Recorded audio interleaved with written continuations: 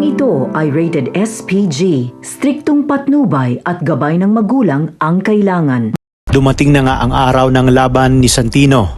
Ayon kay Santino, na paghuhusayan niya para sa kanyang pamilya. Sa umpisa ng laban ay makikita na mukhang dehado si Santino dahil maduming maglaro ang kanyang kalaban.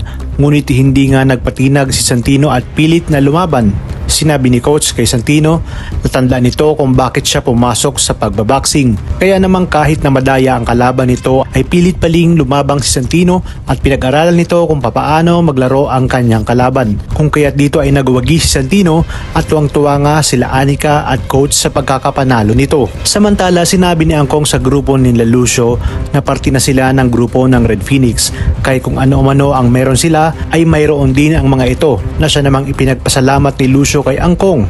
Ayon pa kay Roy, huwag umanong mag-alala si Lucio dahil ligtas sila sa lugar na yon. Tinanong naman ni Lucio kung papaano nila pinapatakbo ang kanilang negosyo kung nasa loob sila ng ospital.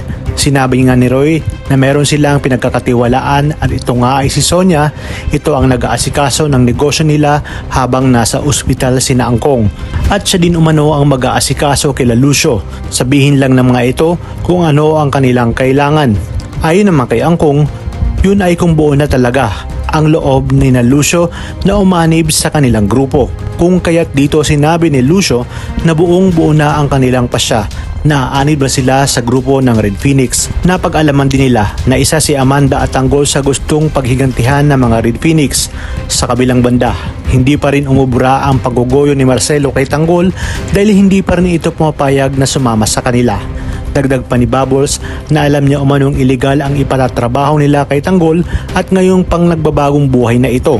Kaya naman sinabi ni Marcelo kay Bubbles na masyadong judgmental ito at ang mga dapat nating abangan.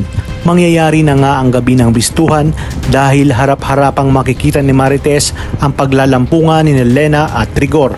Agad niya itong kinaladkad at ipinahiya sa mga taong naroroon. Maaabutan naman ni Tanggol at Bubbles na sira-sira na ang pwesto ni Aling Betsay at kagagawan ito ng mga sigang naroon. Kaya naman, sa muling pagbalik ng mga siga at nangungutong ay makakatikim na talaga sila kay Tanggol.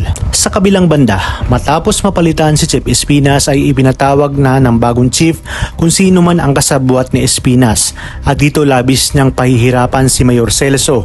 Nagbitaw nga siya ng salita na mas gugustuhin pa ng mga presong naroroon na mamatay na lamang kesa tanggapin ang kanyang kaparusahan.